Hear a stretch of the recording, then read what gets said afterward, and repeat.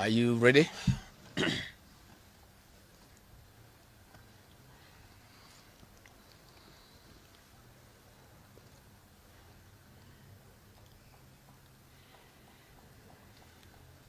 Uko tayari?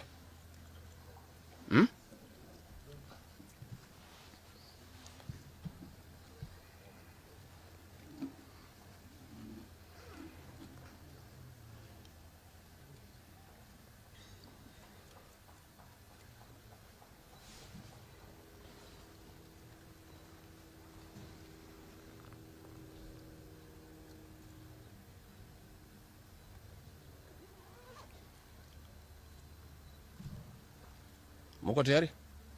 Thank you. Dear Kenyans, you are all aware of the political developments in our country. We are standing at a point of economic, political, and social nosedive as a nation. As a country, we, the people of Kenya, are being treated by William Ruto as less Kenyans at any given moment. Driven by the resolve for a better Kenya and patriotism, I've had a call from the people of Kenya to speak into the matters that are of concern to them and all of us for our common good. On the 7th of July 2025, during the 35th anniversary of Sabasaba, Kenyans from all walks of life led by Gen Zs, unarmed and peaceful, went to the streets. This is not the first demonstration that has happened in Kenya this year where lives have been lost and property destroyed. Unbeknown to these peaceful demonstrators, the tired regime of Ruto had a well-organized state-sponsored militia in cohort with the police and other state security agencies to maim, kill and destroy property and blame it on the Kikuyu community and specific leaders who are perceived unfriendly to this killer regime. This targeted profiling of the Kikuyu community and destruction of their specific business is an economic sabotage not new to the narrative of William Ruto. On the 30th day, this state-sponsored militia, under instructions and guidance from the police, were dropped in different places in the country, and mostly in the Mount Kenya region and other regions not perceived friendly to the government.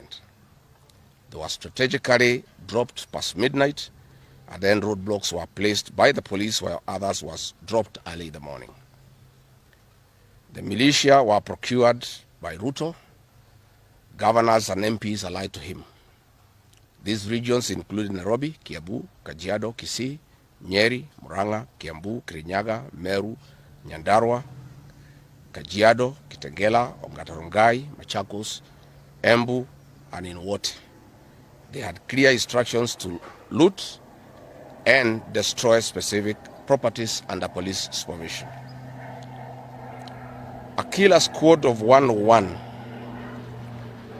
that works under the Director General of the National Intelligence Service, Nuruddin Haji, was armed with assault rifles and drove in a convoy of unmarked Subarus, shooting and killing innocent protesters aimlessly in the streets and estates.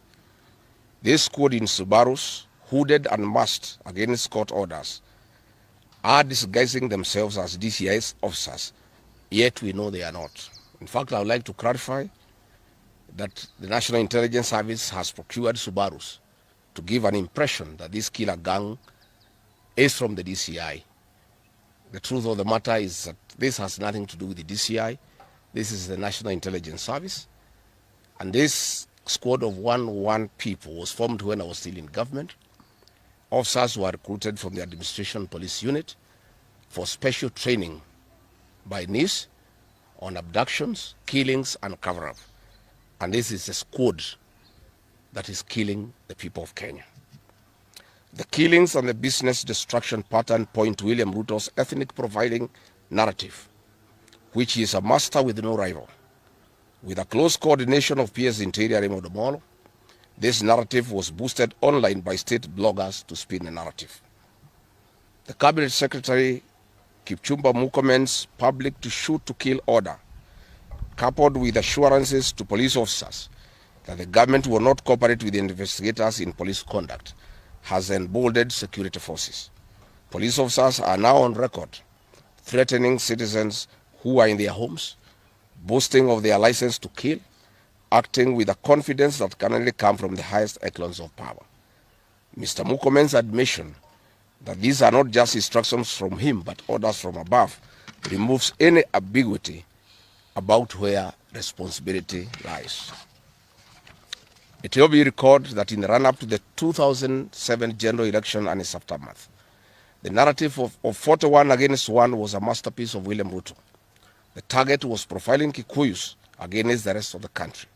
To a large extent, he succeeded, and every Kenyan knows what happened, and it is also fresh in his mind of the ICC ordeal still hanging on the neck of William Ruto today. We remind William Ruto that his ICC cases are not yet over. They have been posed after witnesses disappeared, and what he is pretending over are crimes under the Rome Statute. It is clear history is repeating itself, and the architect William Ruto is back on the deck. He is hell-bent to finish his unfinished business with the people of Mount Kenya, destroy their businesses, and make them black sheep of Kenya. Despite this horrible experience, the people of Mount Kenya voted William Ruto to a man in 2022 general elections against the advice of President Uhuru Kenyatta, whom Mr. Ruto had branded as a drunkard and a useless leader. Today, the people of Kenya, and especially the Mount Kenya region, feel sorry that they did not heed to the advice of Uhuru Kenyatta. These state-sponsored militia were key in touching of various parts of the country with ease of police assistance to prefer terrorism charges on specific people from the Mount Kenya region. So far, about 50 young people are in courts in trumped-up charges of terrorism in scenarios of state-managed crimes by the state. Again, this is a clear onslaught on the Kikuyu nation. A case in point, when a police station in Mawego in Homa Bay County was torched, the suspects for that particular crime have been charged with arson. But when a police station is alleged to have been torched in Kiambu, suspects from the Kikuyu nation are charged with terrorism charges. This is serious ethnic profiling. Last night, in Juja and Kirinyaga, these state-sponsored militia invaded various businesses. Luckily, in Kirinyaga, after Wananchi went to Sagana police station and they refused to act, saying they had orders from above not to interfere, the people organized themselves and repulsed the militia. Mr. Ruto's ethnic profiling has led to the destruction of the foreign properties belonging to the people of Mount Kenya. Maguna supermarkets in Meru, Gachagua'S and Murang'a. Nice supermarkets, hotel and petrol station, and nice city in Mwea in Kirinyaga. County supermarkets in Kabati and Kirinyaga. Power Star supermarkets, Quick Mart supermarkets in Eastern Bypass, Shell and Total Mini markets in Ruto, Chill Post Hotel in Gong, Boju Shop in Keserian, Homegrown Supermarket among others, and the Family Bank in Kahawa and Ruto. Notably, in Meru, these state-sponsored militia tried to attack Meru Dairy Processing Plant and were repulsed by workers. In Nyeri, they further tried to attack Wakulima Dairy in Mukurweini, and the attack failed. We urge our businesses to heighten security surveillance on their business premises and production lines, especially the KTDA, coffee factories, milk processing factories, among others. We take note that in Meru, on Sunday the 6th of July, at an event attended by CS Kipchumba Murkomen, the MP for Bori, Mugambire Dikire, indicated that a supermarket would be attacked the following day. As sure as December 25 is Christmas, and true to his word, Maguna supermarket was touched by the state-sponsored militia, which the MP was private to. Why hasn't Mugambire Dikire been arrested? How did he know that a supermarket would be attacked? This is selective justice. The evidence that these militias are state-sponsored is plain for all to see. Videos circulating widely show police officers not merely failing to intervene, but actively transporting armed groups who proceed to unleash destruction with apparent impunity. Uniformed officers have been seen standing guard as these groups rampage. their inaction and a stark contrast to strong statements being made by government. In Nyeri, journalists were attacked by these militias in the presence of the police. It is well documented.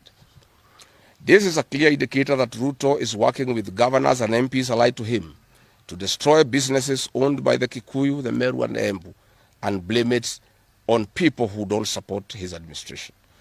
This is a tactic that was used by the colonialists with collaborators who searched earth policy and torched buildings and businesses and blamed it on the Mau Mau. This divide and rule tactic will not work, Mr. Ruto. We know that in Meru, they want to use this mayhem to blame Mithika Linturi. In Embu, they have already blamed Mkonji Gitonga. In Kitengela, Iron Gong, they want to target Senator Seki and MP Onesmus Ngogoyo. In Nyeri, they are trying to haunt Honorable Kagusha. And in Kirinyaga, they are targeting Senator Murango. We want to remind President Ruto that it is not the Kikuyus who want him out of office. It is the entire people of Kenya. Kenyans are suffering equally across the country.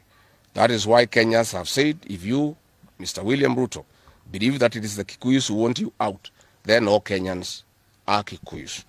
I want to thank the people of Kenya for standing out against this tribal profiling of the Kikuyu. The people of Kenya yesterday did wonderful by saying that the Kikuyus should not be profiled. This morning, I have seen Ruto quivering and wailing in uncontrollable anger. Mr. Ruto, excessive anger is not a solution. I want, with a lot of humility, to advise you to stop being angry. That will not help. You need to know what you need to do because you have not been listening to the people of Kenya. The people of Kenya are more angry than you are. They are angry because you have overtaxed them. There is wanton corruption. There is abductions and extrajudicial killings.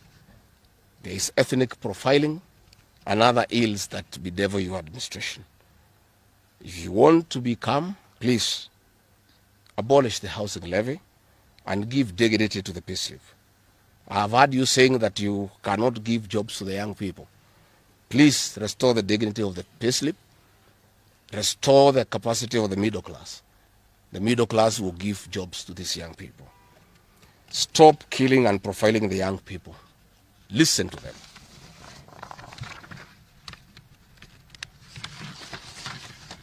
Stop abductions and extrajudicial killings. Abolish, disband the killer squad of 101 officers at Danudin Haji. Give hustlers the jobs that you promised them. Mr. William Ruto, you are the one who promised. You cannot cry today that you have no solution, saying that other presidents have not been able to do it. You are the one who promised these young people. Stop police brutality. Stop abductions and illegal detentions. Get the hustlers from the bottom of the economic pyramid as you promised. Yes, Mr. President, we agree there were other presidents before you, as you have rightly stated. And true, they never went through what you are experiencing today. May it please you to know that the reason why Kenyans rarely had problems with them, Mwai Kibaki and Uhuru Kenyatta were guided by the Constitution and the rule of law. They did not capture our constitutional institutions to work for them, instead of working for Kenyans. They never killed children. They never attempted to build churches in State House. They never organized militias to destroy people's property and kill them. That is why you have a problem. And we also want to remind you that Mwai Kibaki had a difficult time from you, William Ruto. Videos are everywhere. You cannot say that Mwai Kibaki did not face resistance. It's on record that you gave hell to President Kenyatta for 5 years. So it is hypocritical for you to allege that Mwai Kibaki and Uhuru Kenyatta had a very easy time. Most of the problems Mwai Kibaki and Uhuru Kenyatta had came from yourself, and it's on record. We want to advise you that the one-term movement is not getting you out of power outside the Constitution. Mr. President, nobody wants to throw you. Nobody wants to overthrow your government. Nobody wants you out of power through unconstitutional means. Mr. President, I and the people we work with are on record. We want to remove you from State House through the ballot in 2027. This narrative you are creating that there is an attempt to overthrow your government is for you to have the opportunity to use the Terrorism Act to profile communities and to persecute leaders who are opposed to your administration. Please relax. We want you to serve your one term. Nobody wants you out of government, and constitutionally, nobody has any plan to overthrow your administration, Mr. President. We want to face you on the ballot in August 2027. So just relax and stop crying wolf that anybody wants you out of office unconstitutionally. There is no leader here who is planning a coup, and none has the capacity. And nobody is interested. The leaders in this country, and indeed 95% of the Kenyan population, want to humiliate you at the ballot. They relish that moment. None of them would want you to go out through any other method, unless, of course, you decided to resign on your own volition. So please stop creating this narrative. This narrative is to enable you to use anti-terrorism law to persecute leaders and to persecute the Kikuyu community. If you speak out online, Mr. President, you want to use the Terrorism Act to harass people. If you dare challenge your administration, you want to use the Terrorism Act to deal with people who are opposed to your administration. My fellow Kenyans, let us not be deceived. William Ruto has stripped away even the pretense of democracy. What we are witnessing is not the rule of law, but the rule of fear. This is not the behavior of a government that serves its people. This is the machinery of outright dictatorship. Finally, I want to announce to the people of Kenya that tonight I will be traveling to the United States of America to talk to the Kenyans in diaspora and the international community about the state of the nation. I would have wanted to stay in the country at this very difficult time when our people are under siege, but I have engagements that I'm not able to postpone.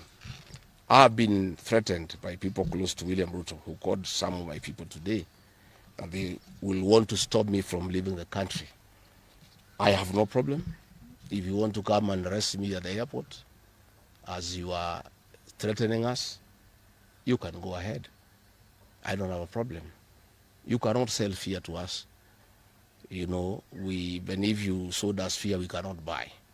You know, and therefore, as I'm out of the country, unless I'm stopped from going, and if I'm stopped from going, I'm still okay. I'll be here because this is my country. We have made sufficient arrangements with other leaders in the united opposition to create a pool of lawyers to come in through for our young people who are being persecuted on trumped-up charges of terrorism. And I want to explain. I have heard the president saying that people have attacked police stations and the law courts. It was all stage managed by the MP for Kikuyu. How do you explain that people can walk into a police station and they are not armed and take over the police station from armed police officers? How do you go to the courts that are guarded by armed police officers and touch them? All these attacks of vital installations were stage managed by William Ruto through Kimani Ichung'wah to create the opportunity to prefer charges against people using the Anti-Terrorism Act. That is the reality. So nobody has attacked any police station. They were all stage managed by government. And what is happening is history is repeating itself. This is exactly what Moi did in the 80s against the Kikuyu community. After the abortive 1982 coup, he used sedition laws and the clandestine Mwa Kenya movement to profile the community and hold people into court, and they'll be taken by Bernard Chunga after 5 p.m. This is history repeating itself. I want to ask our people to be calm, to be cautious, and to be strong. I want to appeal to our young people, the Gen Zs. Looking at the scenario of what is happening and what William Ruto has planned, I want to ask my children, my sons and daughters, to consider applying the next onslaught against the President William Ruto by getting IDs and registering as voters so that they can deal with William Ruto on the ballot. Because I fear for them. Anytime they go out to the streets, they are killed like chicken. I would like to preserve to us these children. We would like to live with them. We would like to see them grow. And when we look at the desperation of William Ruto and the brutal force he is using against these children and the use of state militias to attack them, I would like to plead with them to consider, to join us, we in the opposition, by registering as voters. And in 2027, we'll be able to get rid of President William Ruto. William Ruto, finally, let me ask you a question. The Kikuyu nation, the Mount Kenya people, you call tribalists every day. These people you are waging war against, their businesses, are the same people who voted for you, even after what you did to them in 2007. They forgave you and considered you as a person they can elect as president. You have turned against the community. You are trying to mobilize other Kenyans to profile them and to fight them, but they have refused. These same people from Mount Kenya have the capacity to support somebody else. It must not be you. And they proved that they are not tribal by voting for you when you are Kalenjin. They can vote for a Kamba. They can vote for a Kisi. They can vote for a Luya. They can vote for a Maasai. That sense of entitlement that you are having to the Mount Kenya vote is misplaced. They voted for you, yes. You betrayed them. You turned against them. They don't have to vote for you again. Please stop persecuting them into submission. They will not submit to your brutality, to your vicious attack against them and their leaders. That I want to tell you for free today. I have listened to you talking with a lot of anger, calling them tribalists. They are not. How can they be tribalists when they voted for you and you are not one of them? But you don't have a sense of entitlement that they must vote for you. You know what you have done to them and why they have reacted the way they have. And I want to assure you, you cannot scare them into submission. Even if you jail them, they will not submit. These are seasoned descendants of the freedom fighters, and they cannot be intimidated. So let me encourage my leaders here as I go away to remain strong, to remain focused, and to speak for the people of Kenya. I am I have a lot of gratitude to the Honorable Stephen Kalonzo Musyoka and Eugene Wamalwa, who have been in court the whole of yesterday and today, standing strong and defending our young people who have been framed and charged with treason. For those two leaders, I want to give them the gratitude of my community and our leadership. They have come through for a community when it's under siege, and we are indeed very, very grateful. I want to ask our leaders here to be vigilant and to continue speaking out to the people of Kenya. Should the situation get out of hand and I need to cut my trip short and come back to join the other leaders in defending our people and speaking for them, I will gladly do so. Thank you very much. Good. That's comprehensive. I don't think iko maswali hata kidogo. Labda ile watu ya Kameme iko na Iloro.